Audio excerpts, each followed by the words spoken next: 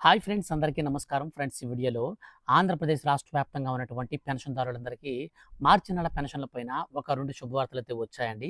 So, గతంలో మాదిరిగా కాకుండా ఈసారి కొత్త విధానంలో పెన్షన్లైతే పంపిణీకి శ్రీకారం చుడుతూ రాష్ట్ర ప్రభుత్వం కీలక నిర్ణయం అయితే తీసుకుంది.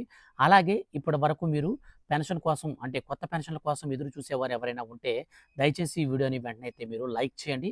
అలాగే ఈ వీడియోని మీ యొక్క ఫ్రెండ్స్ అండ్ ఫ్యామిలీకి కూడా షేర్ చేస్తే ఎవరైతే కొత్త పెన్షన్ల కోసం ఎదురు చూస్తున్నారో సో వాళ్ళందరికి కూడా గుడ్ న్యూస్ అయితే వచ్చిందనమాట. సో ఈ వీడియోలో నేను మీకు క్లారిటీగా అయితే ఎక్స్ప్లెయిన్ చేస్తాను. వీడియో కనుక నచ్చితే ఖచ్చితంగా లైక్ చేయండి.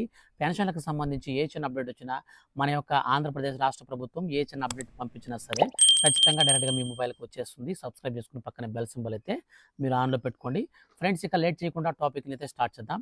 ఆంధ్రప్రదేశ్ రాష్ట్ర వ్యాప్తంగా మనకు పెన్షన్లు అయితే సీఎం చంద్రబాబు నాయుడు గారు అధికారం చేపట్టిన వెంటనే మనకైతే 4,000 రూపాయల పెన్షన్‌కైతే పెంచారనమాట.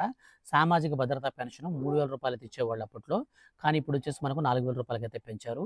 వికలాంగుల పెన్షన్ వచ్చేసి గతంలో మనకు 3,000 రూపాయలు అట్లా ఇచ్చేవాళ్ళనమాట. వాళ్ళకి వచ్చేసి ఇప్పుడు డైరెక్ట్‌గా 6,000 రూపాయలైతే పెంచారు. ఇక వ్యాధిగ్రస్తులందరికీ కూడా 10,000 రూపాయలు, దీర్ఘకాలిక వ్యాధిగ్రస్తులు గనక ఉంటే అంటే మనకు పక్షవాతం గాని, సో అట్లాంటి వచ్చి మంచాన పడిపోయి ఉంటే, ఏదన్నా యాక్సిడెంట్ అయ్యి వికలాంగత్వం గనక వస్తే వాళ్ళకి 15,000 రూపాయలైతే పెన్షన్ పెట్టారనమాట. సో టోటల్‌గా మనకు పెన్షన్‌ల మార్పులు, చేర్పులని ఈ విధంగా జరిగాయి. కానీ గతంలో మాదిరిగా కాకుండా ఈసారి సరికొత్త విధానంలో పెన్షన్ అయితే పంపిణీకి శ్రీకారం అయితే చుట్టబోతున్నారు. సో ఆ యొక్క పెన్షన్ పంపిణీ మనకు ఏ విధంగా చేయబోతున్నారో దానికి సంబంధించి ఒక అప్డేట్ అయితే వచ్చింది. సో ఆ యొక్క అప్డేట్‌ని మనం క్లారిటీగా చూసుకొని నెక్స్ట్ మన కొత్త పెన్షన్‌లకు సంబంధించి వచ్చినటువంటి అప్డేట్‌ని అయితే మనం క్లారిటీగా అయితే ఎక్స్‌ప్లెయిన్ చేస్తాను. ఇక వెయిట్ చేయండి. ఇక మనం క్లారిటీగా చూసుకున్నట్లయితే ఆంధ్రప్రదేశ్ రాష్ట్ర ప్రభుత్వం పెన్షన్‌లకు సంబంధించి కీలక నిర్ణయం తీసుకుంది. ఇకపై పెన్షన్ల పంపిణీ మరింత పారదర్శకంగా, పక్కాగా నిర్వహించేలా ప్రభుత్వం అయితే చర్యలకు సిద్ధమైంది. ప్రతి నెల 1వ తారీఖున మనకు పెన్షన్‌లయితే పంపిణీ చేస్తూ వస్తుంది. మిగిలిన వారికి 2వ తారీఖున పంపిణీ చేస్తారు. సో 1వ తారీఖునే మనకు పెన్షన్‌లు పంపిణీ చేయడం, అలాగే 2వ తారీఖున మిగిలిన వారికి పంపిణీ చేయడం ఇలా జరుగుతుంది. అయితే కొంతమంది సచివాలయాల సిబ్బంది పింఛనుదారుల ఇళ్లకు వెళ్లకుండా కాలనీల్లో ఒక చోట కూర్చొని పెన్షన్లయితే పంపిణీ చేస్తున్నట్లయితే సమాచారం వచ్చిందనమాట. కాబట్టి స్థానికంగా నివాసం ఉండని వాళ్లకు వారి వద్దకే వెళ్ళి ఇస్తుండడంపై ఫిర్యాదులు వస్తున్నాయి. అలాగే కొందరు ఉద్యోగులు ప్రతి ఇంటికి వెళ్ళి పెన్షన్ ఇవ్వడం లేదని, దగ్గరలోని ఇళ్లలో లబ్ధిదారులందరినీ కూడా ఒక చోటకు పిలిపించి పెన్షన్ డబ్బులైతే ఇస్తున్నారని, అక్కడ వేరే గ్రామాల్లో ఉంటున్న వారిని అక్కడికే తీసుకెళ్ళి పెన్షన్లు మరి ఇస్తున్నారని ఫిర్యాదులు వచ్చాయి.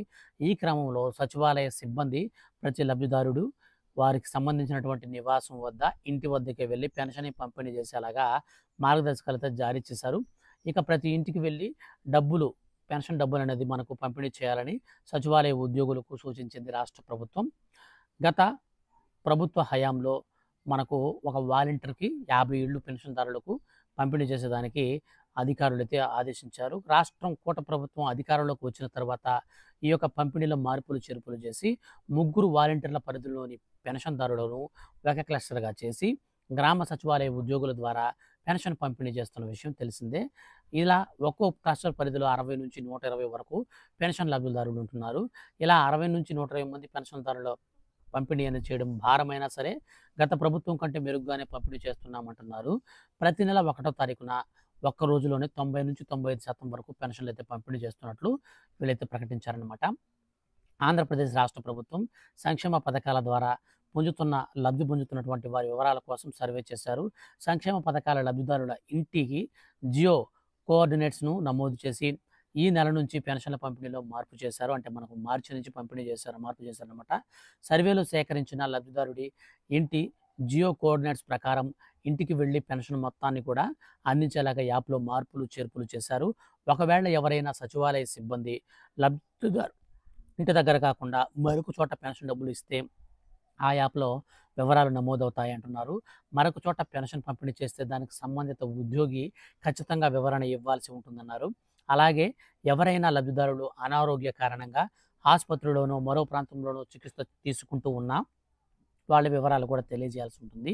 ఇటీవల కాలంలో తరచుగా వేరే చోట పెన్షన్లు తీసుకుంటున్న వారి వివరాలపై అధికారులు క్షేత్రస్థాయిలో పరిశీలిస్తున్నాడు. ఈ మేరకు అధికారులకు సంబంధించినటువంటి పెన్షన్లన్నీ కూడా పంపిణీలో కూడా మార్పులు, చేర్పులు చేసి మార్గదర్శకాలైతే జారీ చేశారు. సో ఈ విధంగా అయితే మనకు అప్డేట్ అయితే వచ్చిందనమాట. సో ఏం లేదండి, సింపుల్‌గా మీకు అర్థమయ్యే ఒక 2 ముక్కల్లో చెప్పేస్తాను, వినొచ్చు మీరు. ఏంటంటే పెన్షన్‌లో వచ్చేసి బేసిక్‌గా సచివాలయం నుంచి తీసుకొనొచ్చేసి మన ఇంటి దగ్గరికి మార్నింగ్ వచ్చి కాలింగ్ బెల్ కొట్టో లేదంటే మనల్ని పిలిచో మన ఇంటికొచ్చి డైరెక్ట్‌గా పెన్షన్ అయితే పంపిణీ చేయాలి. కానీ ఇప్పుడు ఇక్కడ కొంతమంది దగ్గర ఏం చేస్తున్నారంటే సచివాలయ ఉద్యోగులు ఏం చేస్తున్నారంటే ఒక ఇంట్లో కూర్చుంటున్నారు. మిగిలిన సరౌండింగ్స్‌లో ఉన్నటువంటి వాళ్ళందరిని కూడా పెన్షన్‌లు పంపిణీ చేస్తున్నారు. రండి అని చెప్పి పిలుస్తున్నారు.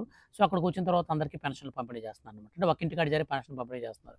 లేదా ఒక ఏరియాలో రచ్చ ఉంటే ఆ రచ్చ దగ్గర కూర్చొని పంపిణీ చేస్తున్నారు. సో వీట్లి వల్ల ఏం జరుగుతుందంటే చాలా అంటే చాలా ఇబ్బందులైతే ఎదురవుతున్నాయని చెప్పేసి చెప్తున్నారనమాట. అలాగే ఇంకో కొంతమంది ఏం చేస్తున్నారంటే డైరెక్ట్‌గా వాళ్ళు బయట ఊర్లో ఉంటే అక్కడికెళ్ళి పెన్షన్ ఇస్తున్నారనమాట. అంటే ఇప్పుడు సపోజ్ ఎగ్జాంపుల్ మన ఊర్లో ఒక పెన్షన్ లబ్ధిదారు ఉన్నాడు. అతను లేడు బయట వేరే ఊర్లో ఉన్నాడనుకో, ఇక్కడి నుంచి అతను మళ్ళీ ట్రావెలింగ్ ఖర్చు పెట్టుకొని అక్కడికెళ్ళి పెన్షన్ ఇస్తున్నారు. సో ఇదంతా కూడా కొంచెం నాన్‌సెన్స్ అనమాట. పెన్షన్ అనేది ఖచ్చితంగా ఇంటి దగ్గరకొచ్చి తీసుకోవాలా. కానీ అలా తీసుకోకుండా మీరు ఇష్టానికి మీరు దేశాలు తిరుగుతా ఉంటే, ఈ సచివాలయ ఉద్యోగులు కూడా దేశాలు తిరుగుకుంటా మీ దగ్గరకొచ్చి పెన్షన్ ఇవ్వాలా? ఇదంతా కుదిరే పని కాదు. కాబట్టి మీరేం చేస్తారంటే ఇళ్ళ దగ్గర ఉండండి. ఇళ్ళ దగ్గర ఉండి పెన్షన్‌లయితే తీసుకోండి. ఇన్ కేస్ ఒకవేళ మీరు ఇళ్ళ దగ్గర లేకుండా హాస్పిటల్స్ గాని, ఏదైనా ట్రీట్మెంట్ తీసుకుంటా బయట ఊర్లలో ఉంటే అప్పుడు మీ దగ్గరికి రావచ్చు.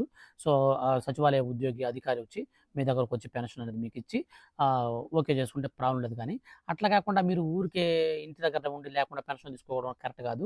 అలాగే లబ్ధిదారుడు కూడా ఖచ్చితంగా ఇంటి దగ్గరే ఉండాలి. ఈయన సచివాలయ ఉద్యోగులు మీరు ఇక్కడికి రండి, అక్కడికి రండి, అక్కడైతేనే పెన్షన్ ఇస్తాను, ఇక్కడైతే ఇయ్యను అనేదని కుదరదనమాట. ఇక నుంచి ఏందంటే సచివాలయ ఉద్యోగులు మిమ్మల్ని మీ ఇంటికొచ్చి ఫోటో తీసుకొని, ఆ తర్వాత మీకు పెన్షన్ డబ్బులు చేతిలో పెట్టాలి. ఇన్ కేస్ మీకు ఒకవేళ ఫోటో తీసుకోకుండా అయితే మీకు డబ్బులు రావనమాట. కాబట్టి మీరు నిలబడి మీ ఇంటి దగ్గరకొచ్చి ఫోటో తీస్తే అది జియో ట్యాగింగ్‌లో డైరెక్ట్‌గా పెన్షన్ యాప్‌లో అయితే మనకు స్టోర్ అయిపోతుంది. దానికి సంబంధించినటువంటి డీటెయిల్స్ అన్నీ కూడా అక్కడ స్టోర్ అయిపోతాయి. సో, కాబట్టి మన యొక్క రాష్ట్ర ప్రభుత్వం ఏం చెప్తుందంటే, ఒకవేళ ఇతను వేరే దగ్గర గనక పెన్షన్ ఇస్తే, వేరే ఊర్లో గనక ఇస్తే, అక్కడ జియో ట్యాగింగ్ చేసినప్పుడు దొరికిపోతారు కాబట్టి, అప్పుడు ఖచ్చితంగా వాళ్ళ మీద యాక్షన్ తీసుకుంటాము. సో, అతను సరైన రీజన్ చెప్తే ఓకే. సరైన రీజన్ చెప్పకపోతే అధికారుల మీద కూడా మేము యాక్షన్ తీసుకుంటామని, ఈ పెన్షన్ల పంపిణీకి సంబంధించి ఖరాఖండిగా ఖచ్చితంగా మరింత పారదర్శకంగా అయితే మనకు అమలు చేసేలాగున ఈ పెన్షన్‌లకు సంబంధించి అయితే అప్డేట్ అయితే వచ్చిందనమాట. సో, ఇది మనకు మార్చి నెల 1 తారీఖు నుంచి 100% ఉంటుంది. సో, కాబట్టి మీరు పెన్షన్ తీసుకోవడానికి ఎవరైతే పెన్షన్‌దారులు ఉన్నారో మీరందరూ కూడా వెళ్ళాలి. ఇన్ కేస్ ఒకవేళ మీరు బయట ఊర్లో తీసుకుంటుంటే మీ పెన్షన్‌లు పరిశీలనలోకి వెళ్తున్నాయి. జాగ్రత్తగా ఉండాలి.